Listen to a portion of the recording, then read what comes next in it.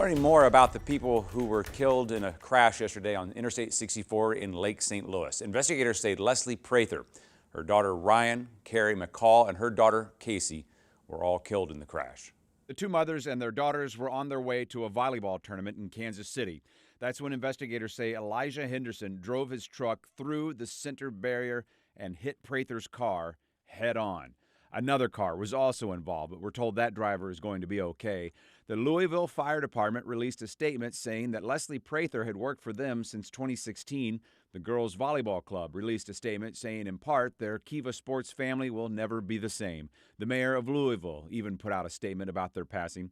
Also yesterday, the St. Charles County prosecutor, Tim Lomar, announced this accident is now a criminal investigation. So could this crash have been prevented? Our Jasmine Payute is live near where this all happened. She has been looking into the types of barriers in place on this stretch of the interstate.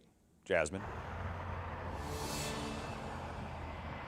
Casey, here along Interstate 64, that deadly crash happened right behind me, right near exit 4B. As you mentioned, 4 people were killed in that crash when a driver crossed the cable barrier meant to prevent this type of thing from even happening. It happened in a matter of seconds. A truck crossing the median claims the lives of 4 people. They were traveling westbound 64 on the inside lane near the median when the pickup truck came through and struck them. Highway Patrol identified the victims as Carrie McCaw, her daughter Kacey, Lesley Prather, and her daughter Rhyan.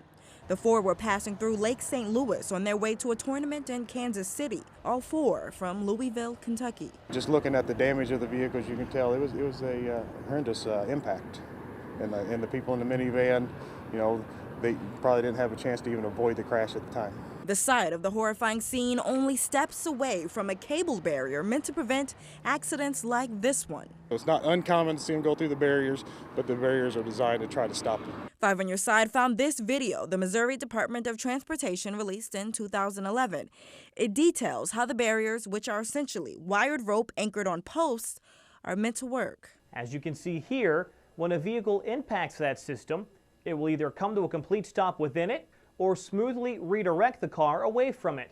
In the video, MoDOT says the barriers are effective 95% of the time. The cable is one of our cheaper, more effective systems that we have to protect vehicles from crossing from one side of the traffic to the other. The other 5%. But sometimes, depending on how fast the vehicle's going, or if it may have been rolling at the time it went into the median, it could have landed on top of those cable barriers and then continued through them. Investigators identified the driver that passed that median as Elijah Henderson. As far as the barrier goes, we're told that MoDOT says it's too early to tell whether there's an issue with them, but they will review that once an investigative report is complete.